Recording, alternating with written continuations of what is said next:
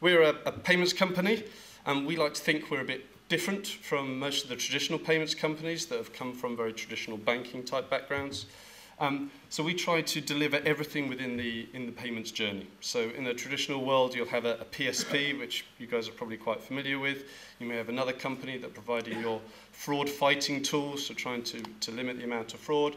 And then you have an acquiring bank that you work with to actually manage the transactions and the settlement of the funds and getting money back to you as a merchant.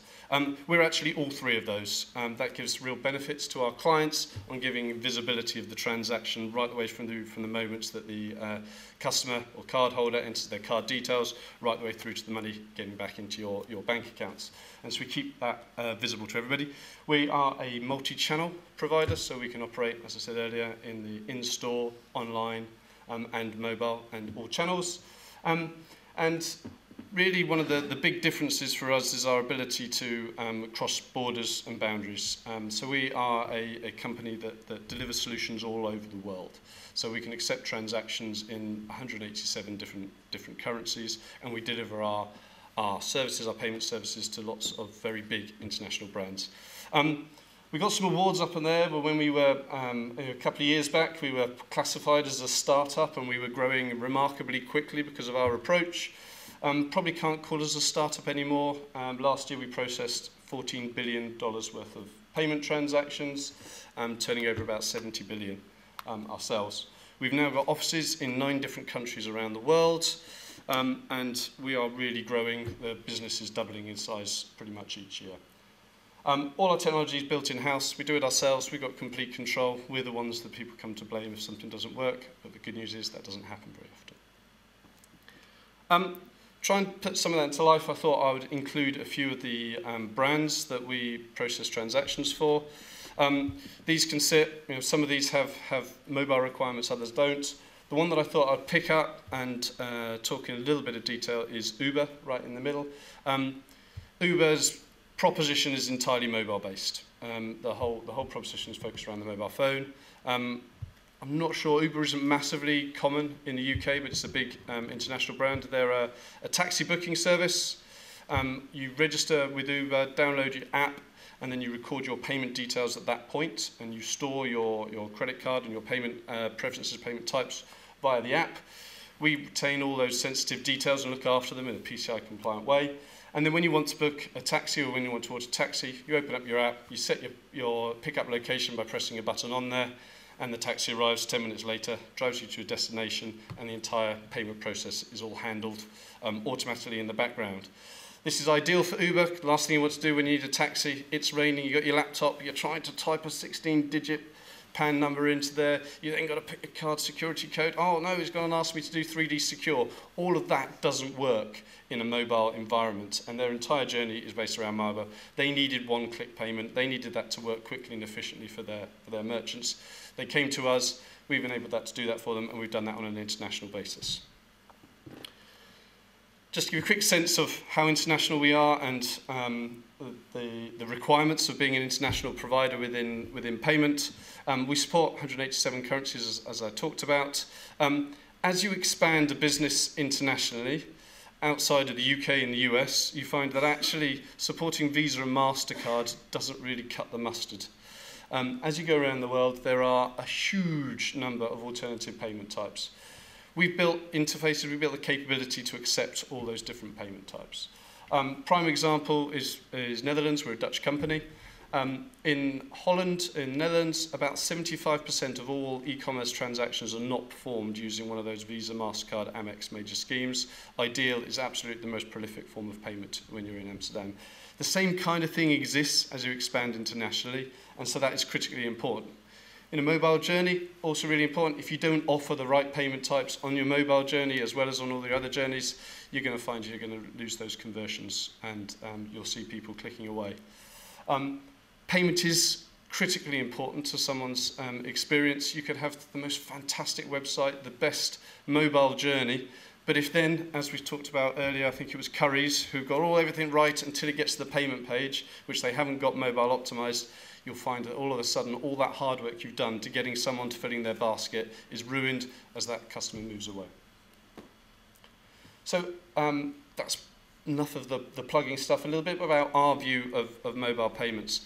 So we processed $14 billion worth of transactions last year. A fair proportion of those were mobile. So we've actually spent some time looking at the stats of those transactions that we see. And so I'm going to talk you through a few of those. So our numbers, percentage-wise, and the likes, are a bit smaller than some of the others you see, but we do also process transactions in customer presence. So that probably tweaks the percentages, so it's not quite as impressive as some of the others.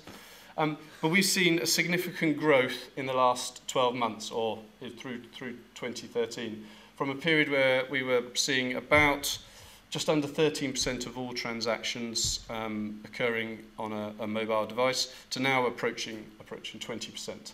And that's a significant growth. As everybody said, we're all expecting that to continue.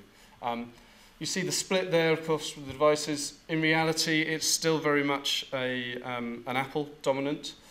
Despite the fact there's actually more Android smartphones out there, it still very much seems to be that the Apple users are the guys who are spending the money. Then I was going to talk a little bit, and this is kind of then we split out the transactions that we see via the industry sectors that we serve. So if you look at these are the four key sectors, we generally see a trend that we're seeing more transactions occurring with a smartphone than with a tablet. Primarily, I think, because there's more smartphones out there, so the penetration of smartphones is much greater. And that's quite significant. But then there's one exception we've got in there, which is retail, which I think is similar to River Island, showing definitely that tablet's more important for those guys. And I think it's probably in fashion retail that the tablet is the more important journey. So we're seeing nearly double the number of transactions on tablets to smartphones when you get into a retail environment. So that is critically important to get that element right and know that you're presenting your website and your payment page within a format that works on the device that the consumers are using. But one of the stats that I really found interesting when we started looking at the average transaction value, and if you look at the average transaction value in something like travel, I think that's kind of maybe predictable that if you're making a quick, short journey purchase, maybe a train ticket or something, using your smartphone is fairly acceptable. It's not an involved, not a big emotional decision. If you're making maybe a slightly more involved, you might use a tablet. But if you're booking your annual holiday, you're probably going to get your laptop out and maybe actually spend more time doing that. But the interesting thing that we saw is when we look into the retail sector, that actually a tablet-based transaction is about 25% larger. So the average transaction value within a tablet is about 25% larger than either a desktop or a mobile phone. And I don't think that was something that we had anticipated seeing when we looked through all of that. Primarily, I think it's probably the purchase has probably been made sat on the sofa when somebody's dual screening, and maybe that's an environment that works better for a tablet. And obviously the bigger screen is in preference to a smartphone when you're making a clothing purchase.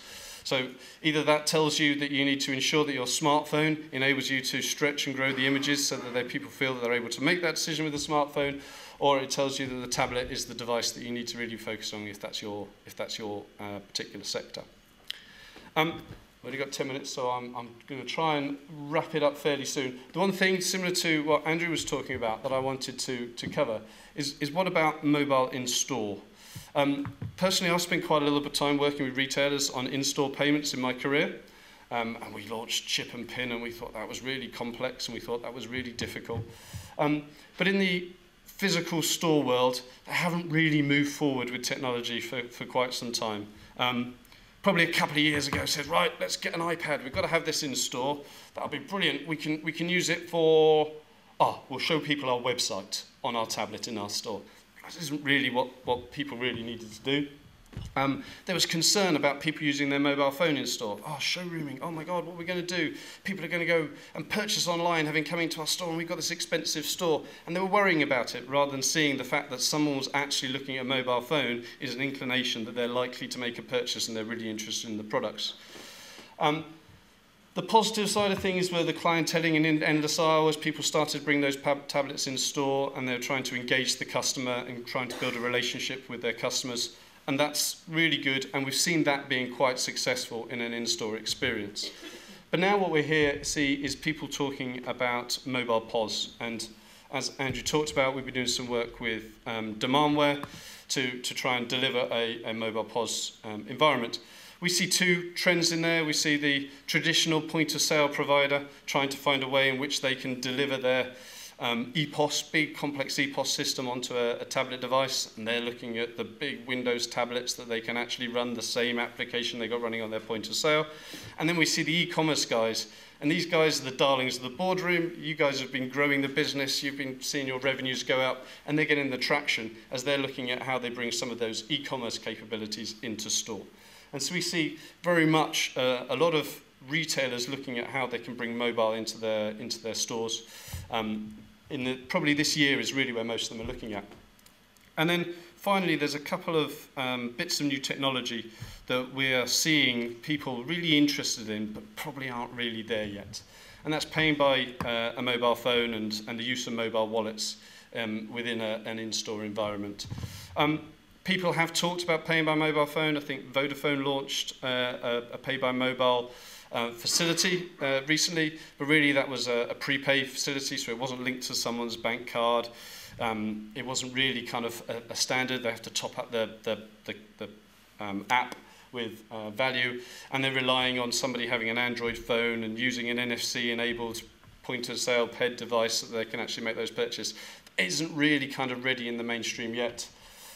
We see PayPal doing it, but really you can only do it within the 2 miles of their office in Richmond to actually enable a PayPal customer present purchase. That's not something that's really happening right now.